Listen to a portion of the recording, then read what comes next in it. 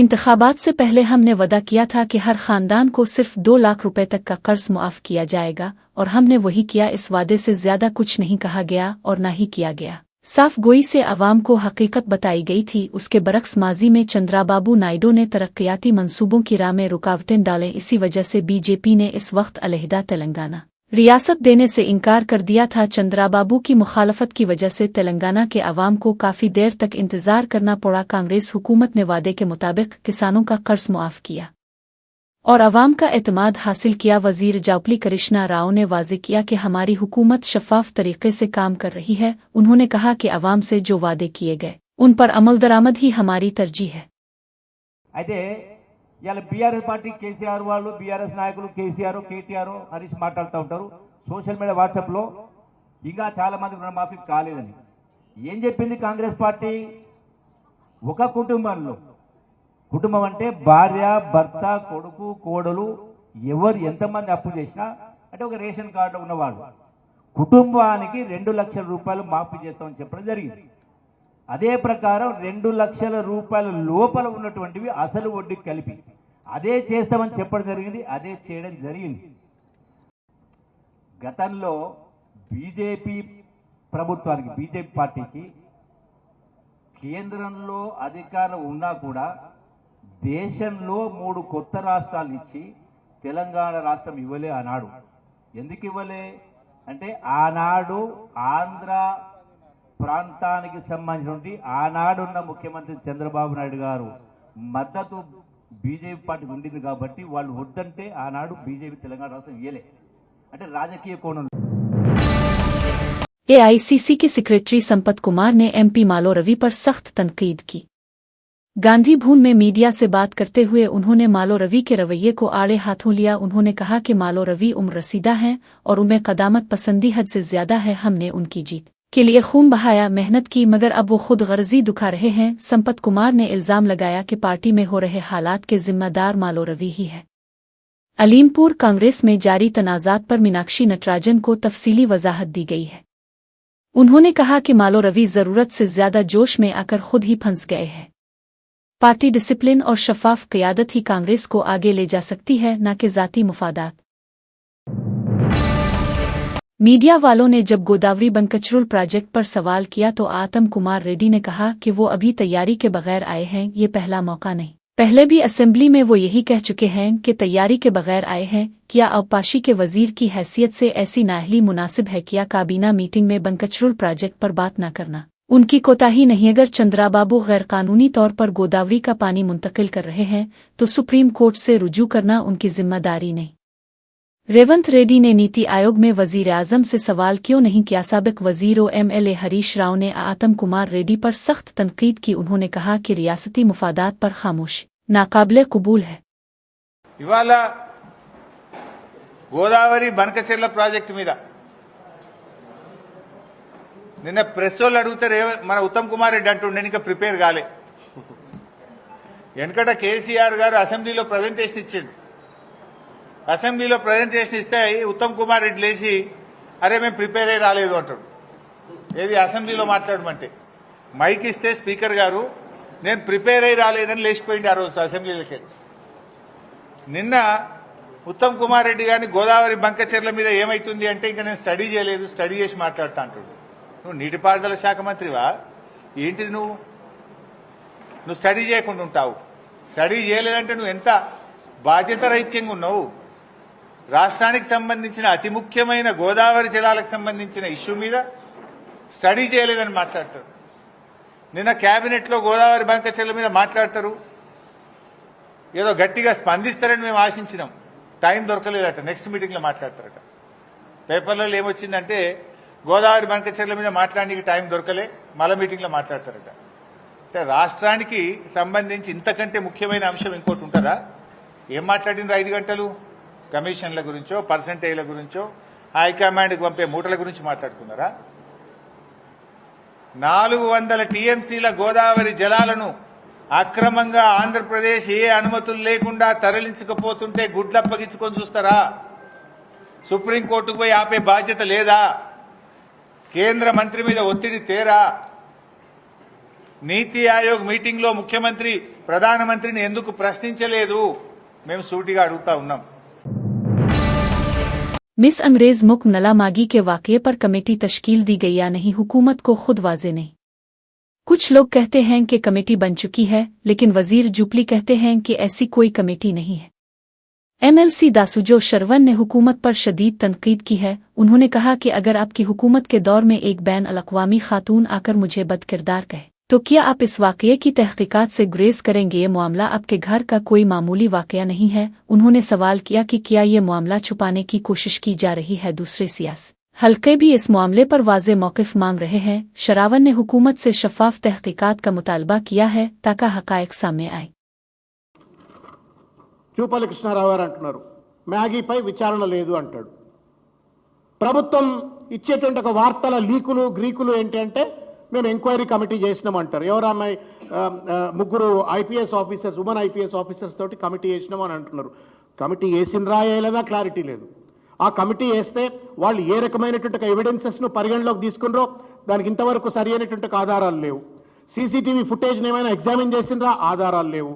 ఆ రిపోర్ట్ని ఏమైనా సబ్మిట్ చేసినారా? ఆధారాలు లేవు. ఆ సబ్మిట్ చేసిన తర్వాత ఏం చర్యలు తీసుకున్నారు అంటే ఇంతవరకు కూడా ప్రభుత్వం చెప్పట్లేం. మీ తాత జాగిరా ప్రభుత్వం అంటే? దేశ అంతర్జాతీయ స్థలిపైన ఒక విదేశీ వనిత వచ్చి భారతదేశం, అది కూడా తెలంగాణ నిర్వహించిన ఒక ప్రతిష్టాత్మకమైన ఈవెంట్లో నన్ను వ్యభిచారిగా చూసినారు అని చెప్పని ఆ తల్లి చెప్తే విచారణ చేయకపోవటానికి మీ ఇంట్లో జరిగిన ఈవెంటా ఇదేమన్నా? Is this not a shameful thing on the government? ఇవాళ इटाला राजेंदर की कालेश्वरम मामले पर इंक्वायरी मुकम्मल हो गई। जस्टिस पीसी घोष कमीशन ने बीजेपी एमपी इटाला राजेंदर से कालेश्वरम प्रोजेक्ट पर पूछगुछ की। उन्होंने बताया कि प्रोजेक्ट का मकाम सिर्फ CWC और महाराष्ट्र हुकूमत के एतराज़ात की बुनियाद पर तब्दील किया गया। तमाम फैसले तकनीकी कमेटी और काबीना कमेटी की सिफारिशात के मुताबिक लिए गए। काबीना ने मुकम्मल गौर व खौज के बाद मंजूरी दी थी। उन्होंने वजाहत पेश की डेमो की तामीर भी काबीना के फैसले के मुताबिक ही अमल में लाई गई। राजेंदर ने कमीशन के रूबरू मुकम्मल ताउन करते हुए अपने मुअक्किफ की वजाहत की। उन्होंने कहा कि प्रोजेक्ट में शफाफियत रही और तमाम कानूनी अमल की पैरवी की गई।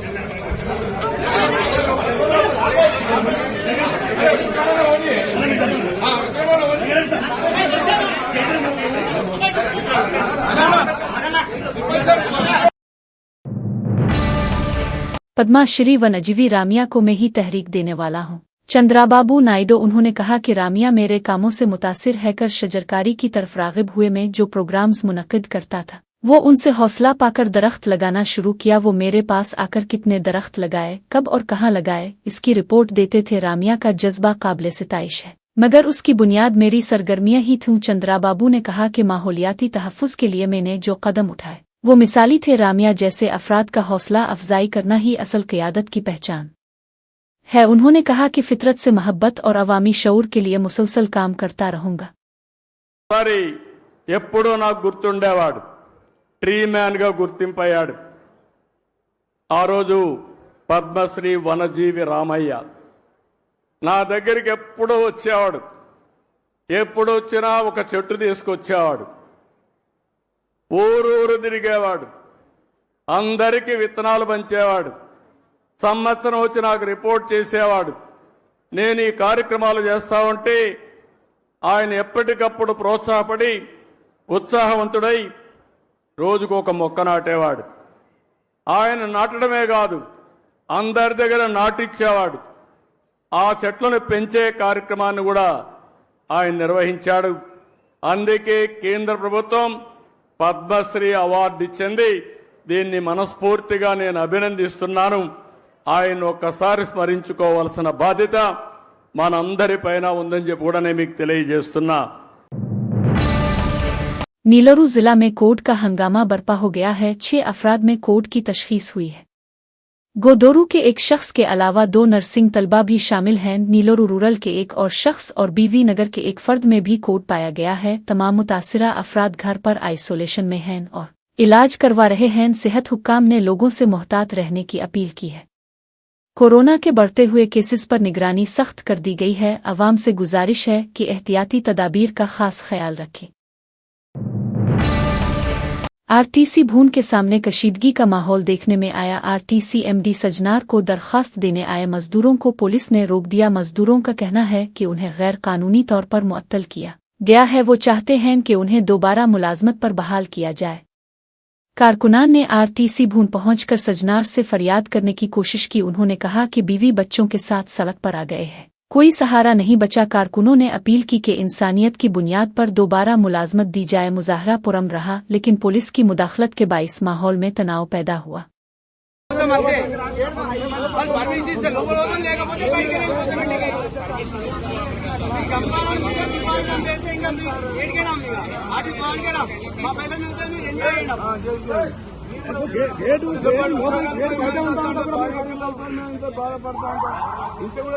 అక్కడ గవర్నమెంట్ జీవో ఇచ్చింది. ఇక్కడ వచ్చే వరకు దొంగలా వేస్తున్నారు. పాకిస్తాన్ పాకిస్తాన్ లోపలి భూమి బజారు మీరు బయట నిలబడతామన్నాం. దీనికి కూడా మరి ఇంత తీసేస్తారు. మా ఒక్కొక్క నెల జీతం కూడా ఇచ్చినాం మా భవనానికి. యాక్సేషన్ చేసి భవనం చేయడానికి రాలేదు. మీ భవనానికి మిమ్మల్ని పోనిస్తలేరా?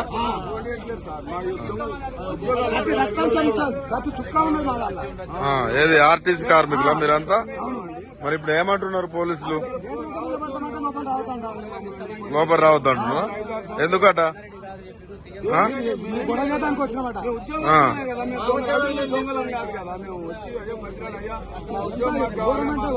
భార్య పిల్లలు ఏడుతున్నాయా రోడ్డున పడి, ఉద్యోగం లేక పెళ్లిలో పిల్లలు ఉన్నారు. మొత్తం నేను పోయి జనవరికి రిటైర్మెంట్ వచ్చే డబ్బులు కూడా రాలేదు. బాధలు చెప్తానికి వచ్చినా కూడా పోనిస్తలేరు లోపల. जीएचएमसी की हुदूद में 23,000 से जायद जाली पैदाइश और मौत के सर्टिफिकेट्स का इंकिशाफ हुआ। नर्सिंग म्यूनिसिपैलिटी इलाकों में जाली सर्टिफिकेट्स बनाने वाले गिरोह को पुलिस ने पकड़ लिया। ग्रेटर हैदराबाद में 22,906 जाली सर्टिफिकेट्स मंसूख किए गए, जिनमें से 21,001 पैदाइश और 1,906 मौत के सर्टिफिकेट्स हैं। मिहुदापतना में सबसे ज्यादा 5,403 जाली पैदाइश के सर्टिफिकेट्स मिले। चौकनार में 3,256, बेगमपेट में 2,123, सिकंदराबाद में 1,511 और फुलिक नोमा सर्किल में 1,383 जाली सर्टिफिकेट्स दरियाफ्त हुए। मौत के सर्टिफिकेट्स की तादाद बेगमपेट सर्किल में 251 सबसे ज्यादा थी। मिहुदापतनाम सर्किल में 186 जाली मौत के सर्टिफिकेट्स पाए गए। जाली सर्टिफिकेट्स जारी करने में मुलव्वस सेहत असिस्टेंट, कंप्यूटर ऑपरेटर्स और मेडिकल अफसरों के खिलाफ कार्रवाई की गई है। सिकंदराबाद में हाइड्रा टीम ने गैर कानूनी तमीरात को हटाने की कार्रवाई की। बेगमपेट और पटनी इलाकों में गैर कानूनी इमारतों को मिस्मार किया गया। हाइड्रा हुक्काम ने फौरी कार्रवाई करते हुए नाजायज तमीरात का खात्मा किया। मकामी लोगों ने इस इक़दाम को खुश आइंद करार दिया। हुक्काम ने कहा कि शहर की खूबसूरती और उमंगों को मद्देनजर रखते हुए ये इक़दामात जारी रहेंगे। गैर कानूनी कब्जा खत्म करने के लिए मजीद कार्रवाइयां भी मुतवक्के हैं। हुक्काम ने शहरियों से अपील की कि वो कवानीन की पाबंदी करें। ये कार्रवाई शहर की तरक्की और नज़्म व ज़ब्त को बरकरार रखने के लिए ज़रूरी थी।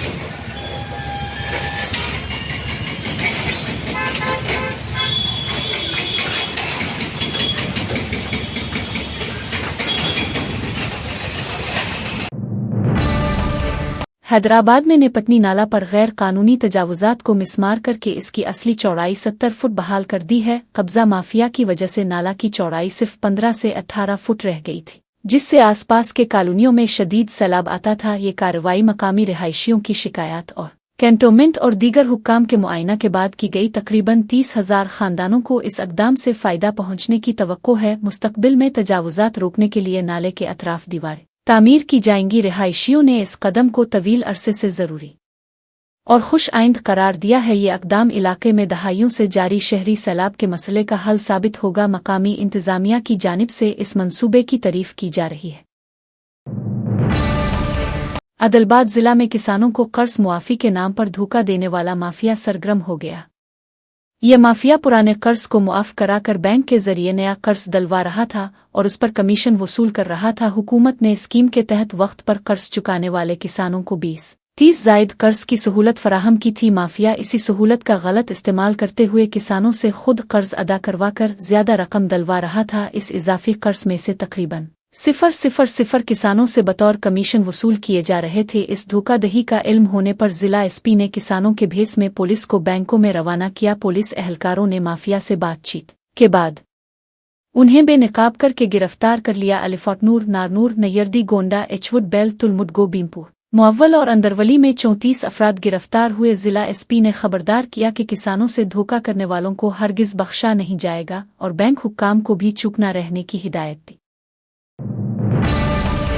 हैदराबाद के कापरा इलाके में अफसोसनाक वाकया पेश आया। एक लड़की को हरासा कर रहा है कहकर 16 साला लड़के आयान को निशाना बनाया गया। लड़की के घर वालों ने मंसूबा बंद तरीके से आयान को फंसाया। बाद अज़ां इज्तिमाई तौर पर इस पर हमला किया गया, जिससे वो शदीद जख्मी हो गया। जख्मी आयान को फौरी तौर पर अस्पताल मुंतकिल किया गया। इलाज के दौरान वो जख्मों की ताब न लाते हुए दम तोड़ गया। पुलिस ने मामले की तहकीकात शुरू कर दी है। वाक़ये ने इलाके में सनसनी फैला दी और अवाम में गम और गुस्सा पाया जा रहा है।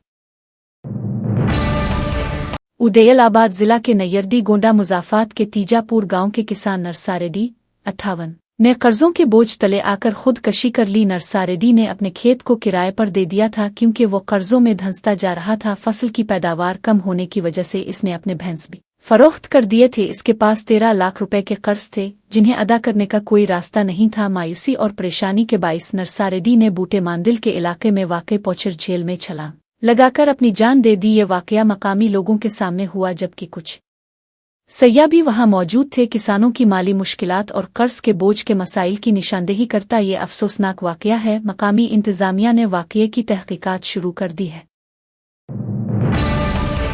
रंगारेड्डी जिला के शाहिदनगर और तांडोर में एक्साइज कांस्टेबल गुलाम सुल्तान अहमद 52 ने भंग की कुछ मिकदार चरा ली। जब तांडोर एक्साइज पुलिस भंग को जलाकर तबाह करने के लिए नंदगाम ले जा रही थी, गुलाम सुल्तान ने 1 किलो भंग का पैकेट चराया। इस पैकेट को अपने रिश्तेदार मोहम्मद उंजाद 32 को देकर फरोख्त करने को कहा। मोहम्मद उंजाद को शाहिदनगर के फारूक नगर ईगला में भंग बेचते हुए पुलिस ने गिरफ्तार कर लिया। पुलिस तहकीकात में उंजाद ने गुलाम सुल्तान की साजिश का एतराफ़ क्या। दोनों मुल्जिमान को गिरफ्तार करके रिमांड पर ले लिया गया है। पुलिस ने कार्रवाई में सख्ती दिखाते हुए ऐसे अफसरान के खिलाफ सख्त इक़दामात का ऐलान किया है। ये वाकया पुलिस में बदउनवानी और मुनशियात के खिलाफ सख्ती की ज़रूरत को जाहिर करता है। बंगलोर में हुई धक्कमपेल में एक नई शादीशुदा जोड़े की जिंदगी तबाह हो गई। अक्षता और अक्षय, जो तकरीबन 1.5 साल पहले शुमाली कनला जिला से शादीशुदा थे, इस हादसे का शिकार हुए। अक्षता ने चार्टर्ड अकाउंटेंसी (CA) में गोल्ड मेडल हासिल किया था। वो विराट कोहली की बड़ी मद्दा थीं और आरसीबी के इंस्टाग्राम पोस्ट देखकर छठी लेकर चुनासवामी स्टेडियम गई थीं। वहीं धाक्कमपेल में जख्मी होकर अक्षता का इंतकाल हो गया। इस अफसोसनाक वाकये से खानदान वाले शदीद सदमे में हैं। अक्षय और उनके खानदान को गहरे दुख पहुंचे हैं। ये वाकया बंगलोर के लोगों के लिए एक अलमनाक हादसा है जिसने सबको अफसुर्दा कर दिया। कर्नाटक क्रिकेट एसोसिएशन ने हाई कोर्ट से रुजू कर लिया। बंगलोर में पेश आए भगदड़ वाकये में 11 अफराद की हलाकत के बाद पुलिस ने KSCA के खिलाफ FIR दर्ज की थी। पुलिस ने इल्जाम आयद किया कि हिफाजती इंतजामात में कोताही के सबब ये हादसा पेश आया। इस वाकये की मुकम्मल जिम्मेदारी कर्नाटक क्रिकेट एसोसिएशन पर आयद की गई। एसोसिएशन ने पुलिस की FIR को चैलेंज करते हुए हाई कोर्ट में अर्जी दाखिल की। दरख्वास्त में मुअक्किफ अपनाया गया कि उन पर झूठे इल्जामात लगाए गए हैं। उन्होंने कहा कि हादसे की असल वजह इंतजामी खराबी या अवामी हुजूम था। हाई कोर्ट से इंसाफ की उम्मीद जाहिर करते हुए एसोसिएशन ने कार्रवाई रोकने की दरख्वास्त की।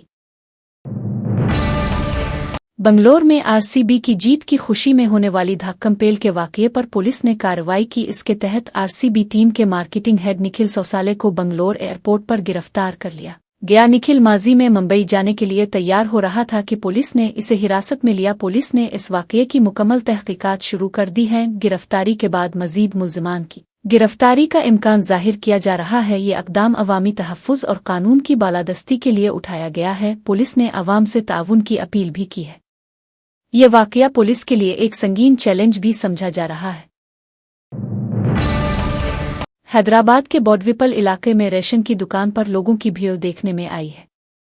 3 रोज से दुकान पर चावल दस्तयाब नहीं हो रहे। लोग निस्फ शब से ही रेशन की दुकान के बाहर कतारें लगाए बैठे हैं। सभी को चावल की शदीद जरूरत है और वो सब्र के साथ इंतजार कर रहे हैं। राशन की कमी से आवाम में बेचैनी पाई जाती है। हुकूमत से मुतालबा किया जा रहा है कि फौरी तौर पर रेशन की फराहमी यकीनी बनाई जाए। मकामी इंतजामिया ने भी इस मसले पर नोटिस लिया है। ये सूरत-ए-हाल आम शहरियों के लिए मुश्किलात का बाइस बन गई है।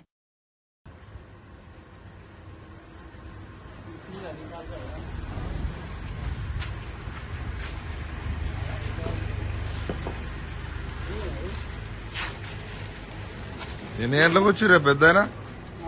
ఎన్ని గంటలకు వచ్చిర్రు? ఇప్పుడు ఎన్ని గంటలు? నైట్ 8:30కా? నైట్ 2:30కు వస్తుర్రా? ఎట్లా ఈ బాధలేంది మరి?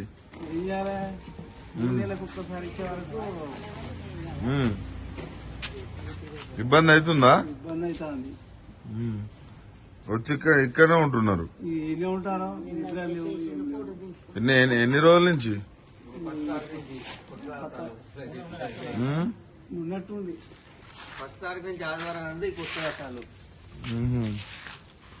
ఎప్పటి నుంచి ఉంటున్నావు ఇక్కడ? ఆదివారం నాడు ఫుల్ లైన్ 7 గంటలకు వచ్చేవరకు అక్కడ దాకా ఉంటాను. ఎన్ని ఉంటున్నావు? మీరెన్ని గంటలకు వచ్చిరమ్మా?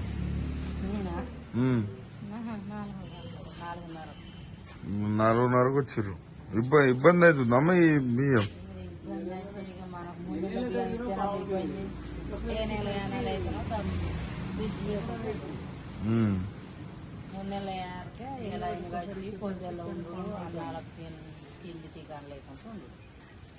అన్నాలు కూడా సరిగ్గా ఉండట్లేవు.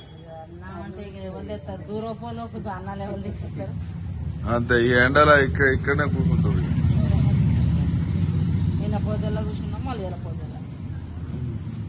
నేను పొద్దున్న కూర్చున్నా రాలేదా?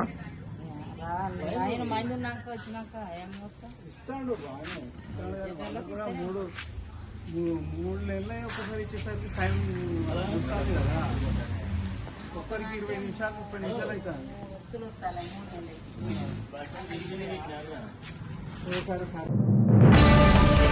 अदाकार इकिल इक्क ने रिश्ता इज़्दिवाज में मुंसलिक हो गए। आज अली सुबह 3 बजे उन्होंने अपनी महबूबा ज़ैनब से शादी कर ली। शादी की तकरीब जुबली हिल्स में वाक़ उनके वालिद नागार के घर पर मुनक़िद हुई। तकरीब सादगी से करीबी रिश्तेदारों और दोस्तों की मौजूदगी में अंजाम पाई। इकिल और ज़ैनब की जोड़ी को सोशल मीडिया पर मुबारकबादों का तांता बंध गया।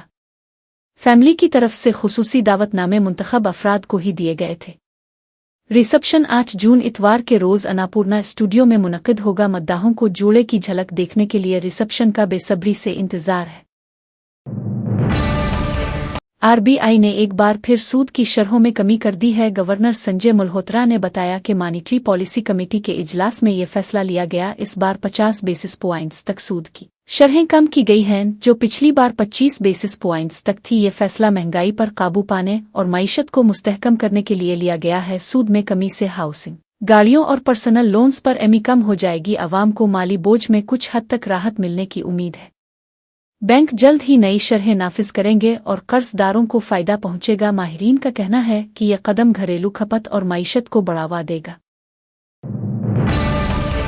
हमने बड़े बड़े वफूद बनाए और अपनी बात दुनिया के हर कोने तक पहुंचाने की कोशिश की, लेकिन हमारा वजारत खारजा उन वफूद को मुल्कों के सदर अहम हुक्काम से मुलाकात कराने में नाकाम रहा। ज्यादातर वफूद को सिर्फ किसी अंडर सेक्रेटरी, साबिक वजीर या रियासती सतह के वजीर से मिलने का मौका मिला। ये हमारी खारजा पॉलिसी की सबसे बड़ी नाकामी है। वफूद के रहनुमाओं को भारतीय नजाद लोगों और सिफारतखानों के अमले को खिताब करते देखा गया। वो म्यूजियम, यूनेस्को की वर्ल्ड हेरिटेज साइट, गिरजाघर और बड़े खाने में शरीक हुए। सवाल ये है कि इससे हमें क्या हकीकी फायदा हुआ? कितने ममालिक ने पाकिस्तान की मजम्मत की और कितने हमारे साथ खड़े हुए? ये हमारी सिफारतकारी की नाकामी है। हमने बड़े बड़े डेलीगेशंस बनाए, हमने वो बड़े बड़े डेलीगेशंस दुनिया के कोने कोने में भेजे अपनी बात को पहुंचाने के लिए, लेकिन हमारा विदेश मंत्रालय उन डेलीगेशंस की मुलाकात ना राष्ट्राध्यक्षों से करा पाया, ना प्रभावी ओपिनियन मेकर्स से करा पाया। वो लोग वहां पर गए, वहां पर वो हमारी ही एम्बेसी में भारतीय मूल के लोगों से मिल रहे हैं, वो अंडर सेक्रेटरीज से मिलके आए हैं, वो फॉर्मर मिनिस्टर्स से मिलके आए हैं, कुछ स्टेट मिनिस्टर्स से वो मिले हैं। तो आज सवाल इस बात का है कि वो म्यूजियम देखने गए, उन्होंने यूनेस्को की कुछ वर्ल्ड हेरिटेज साइट देखी, नोत्र-डेम का चर्च देखा, गाना बजाना हुआ, पुराने फिल्मी गाने गाए गए, बड़े बड़े डिनर हुए, खूब पिक्चरें खींची गई, लेकिन हमें मिला क्या? और ये हमारी विदेश नीति की विफलता है कि आपने अपने सांसदों को भेजा और उनको आप एक राष्ट्राध्यक्ष से नहीं मिला पाए।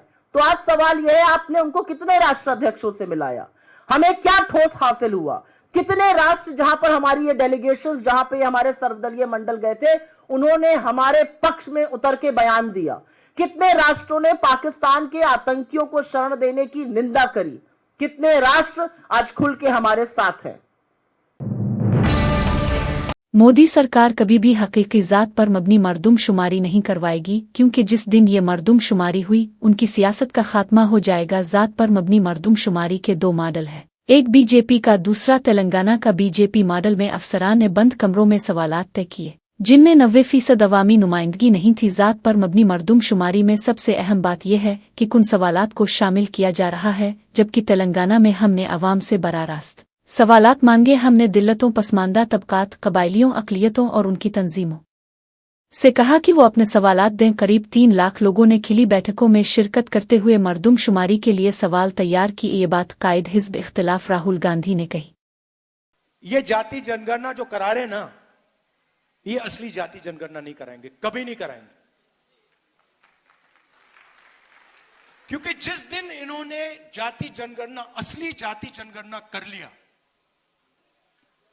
उस दिन इनकी राजनीति समाप्त हो जाएगी, खत्म हो जाएगी। ये नहीं कर सकते हैं। जाति जनगणना के 2 तरीके हैं, एक बीजेपी का मॉडल, एक तेलंगाना का मॉडल। इसमें मैं आपको फर्क समझाना चाहता हूं। बीजेपी के मॉडल में बंद कमरे में अफसरों ने सवाल डिसाइड किए हैं। उन अफसरों में 90% का कोई नहीं था। बात समझिए, जाति जनगणना में सबसे जरूरी बात, कौन से सवाल पूछे जा रहे हैं।